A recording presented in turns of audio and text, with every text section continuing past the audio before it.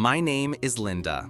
At the age of 22, I left Saigon for California to start a new life, carrying with me many dreams of a bright future in America. In the first years in a foreign land, I struggled to learn English, worked many jobs, sent money back to my mother in the countryside, and worried about every meal and every penny of rent. Everything only really changed when I met John, a mature, calm Vietnamese American man working as a chief accountant at a financial company in San Jose. John gave me a sense of security and trust. He not only helped me overcome my confusion, but also brought me the belief of a real home in a faraway land. We got married and bought a small house in the suburbs where I began to rebuild my life with two young children, Jenny, 6 years old, Andy, 4 years old.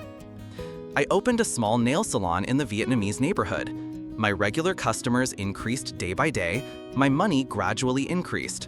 Everyone said I was lucky, full, lacking nothing. I met John through a friend in Little Saigon. At that time, he had a deep love affair with Sarah, a beautiful, studious Vietnamese American girl. Sarah was John's first love, but because her family suddenly moved to Australia, they broke up with regret. At first, I didn't pay attention to that past, thinking it was just a bit of old memories. But the more we lived together, the more I felt that Sarah's image was still somewhere in his mind. There were times when, in the moment John looked into the distance, I knew that he was still entangled in something he hadn't said. On my birthday that year, the nail salon was more crowded than usual. I was busy all day and then stopped by the Vietnamese market to buy some fruit to bring home. I planned to stop by the flower shop near my house to buy a bouquet of flowers to brighten up the house as a way to reward myself. As soon as I entered the flower shop, I suddenly heard John's voice. "Happy birthday, Sarah." I was stunned, my heart pounding, quietly looking through the glass, seeing John giving a bouquet of bright red roses to Sarah. That woman was still beautiful, gentle, her eyes looking at him passionately. That scene made me feel a pang, because that day was also my birthday, yet John remembered her birthday, forgetting his wife's day. I quietly turned away, quickly bought a bouquet of daisies at the shop next door. My heart was in turmoil, wondering what I had done wrong. On the way home, I thought about the years I struggled to take care of my husband and children, being the owner of a nail salon and managing all the housework. When I got home, my mother-in-law, Mrs. Lisa, was sitting on the sofa, her eyes scrutinizing the bouquet of flowers I brought back. Mrs. Lisa is a strong woman, came to America in 1975, carrying many old traditions, often judging her daughter-in-law. I had just put down the basket of flowers when she shouted, "Where have you been? Who is taking care of the house and the children?" I tried to hold back my tears and went into the kitchen to cook dinner like a machine, my heart still choked with the feeling of being abandoned in my own home. That night's dinner was cold. John came home late, my mother-in-law ate and hinted while eating. Other people's girls are both beautiful and clever, unlike someone who only knows how to work hard. John ate hastily and then went to his office, leaving me with the loneliness and lingering hurt. That night, I texted John, "Do you remember what day it is today?" It took him a long time to reply, "Sorry, I'm busy today. Let's go out tomorrow." I cried silently alone, remembering when we first came to America, when we had overcome so many difficulties together and had promised never to leave each other. The next morning, I still got up early to prepare breakfast, took the two children to school as if nothing had happened. John sat down to eat breakfast without looking at me, quietly put on his coat, and went to work. Saying, "Remember to close the door early. There have been many robberies in our area recently." I called John back and asked directly, "Do you still have feelings for Sarah?" He hesitated for a moment, then said, "We're just old friends meeting each other." After that day, John came home later and later, often answered phone calls secretly. Many times, when he saw me, he quickly turned off the screen or went outside to answer the phone. One night, I heard him calling Sarah's name in my sleep. My heart ached.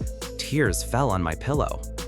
One day, I accidentally saw a text message on John's phone, showing the letter S. I was curious. tried the password, and was able to open the phone thanks to remembering the 4 numbers John had tattooed on his chest, Sarah's birth year. The affectionate text messages, pictures of them eating, walking, and John's sweet congratulations to Sarah appeared before my eyes. That night, when John came home, I gave him the phone and quietly asked, "How do you explain all this?" He was silent, then sighed, "I'm sorry, I didn't think things would go this far." We argued for a long time. I asked, "If it were you, would you be able to bear it if I went out with my ex, texted you every day without telling you?" John didn't answer, just quietly went to his room, leaving me alone with the pain I couldn't share with anyone. The next day, John stayed home, promised to end all contact with Sarah, hoping I would forgive him. But I knew the broken trust was hard to mend. A few weeks later, I heard that Sarah had moved to Los Angeles, just a short drive from San Jose. One evening, my friend texted me, "Linda, I just saw John with Sarah in Venice Beach." I called John, but he didn't answer, and he came home at midnight smelling of alcohol and strange perfume. I started researching the benefits of divorce in the US. My friend Emily, a lawyer, had clearly analyzed the assets, child custody, and all the necessary procedures. I didn't want a divorce, but I couldn't live in doubt and hurt forever, especially when the 2 children needed a strong, sober mother. One day, Sarah showed up at my door, bringing gifts for Jenny and Andy, introducing herself as Aunt Sarah. I tried to smile politely, but inside, I felt like I was on fire. I told John, "I don't want to see her here anymore." He just nodded, didn't argue, but his eyes were evasive. My mother-in-law came over and saw the tense atmosphere and blamed me. American women are too strong and end up spoiled. If they don't know how to keep their husbands and families, they will have to suffer. I fell into severe stress, had many sleepless nights, lost weight, and my friends advised me to go to counseling, a very common thing in America, but the sadness did not go away easily. The climax was the day I found out Sarah was pregnant, and John was the one who took her to the hospital for a prenatal checkup. My nurse friend texted, "Linda, you should know about this." I completely collapsed, cried my eyes out, and for the first time in 10 years of marriage, I thought about a real divorce. I asked John, "Is there anything else you want to tell me?" John confessed that he was only helping Sarah because an old friend is in trouble and that the baby was not his. I said bluntly, "If you continue to linger, I will go to court and fight for custody." John panicked and promised to end everything. Even though John tried to make up for it, I knew there was a rift between us that would never heal. I quietly prepared everything, hired a lawyer, expanded the business, planned to save money, and took extra classes to stand on my own when John was no longer around. One time, when John was on a long business trip, I took my children back to Houston to visit my mother and told her everything. My mother just hugged me and said, "If you are not happy, don't try to endure it." Returning to California, John was attentive, helped me with everything, and took care of my children, but I still felt a distance that could not be filled. On the day of the court hearing, I calmly listened to the lawyer's presentation. In the end, I was given custody of the 2 children, and John had visitation rights according to the regulations. All assets were divided equally. I kept the house and continued to expand the nail salon in Orange County with the encouragement and support of friends. At first, the 2 children were not used to not having a father at home, so I had to learn how to be both mother and father, teach Vietnamese, and maintain the American family tradition. Occasionally, John would visit, take the children to Disneyland or visit their grandmother. I did not stop him, just hoping that the children would always feel loved. One day, Emily invited me to a conference on Vietnamese women starting businesses. For the first time after the divorce, I felt truly free and valuable.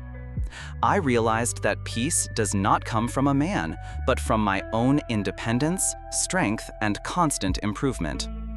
In the vastness of America, I learned to love myself, take control of my life, raise my children with love and tolerance, and walk steadily through every storm.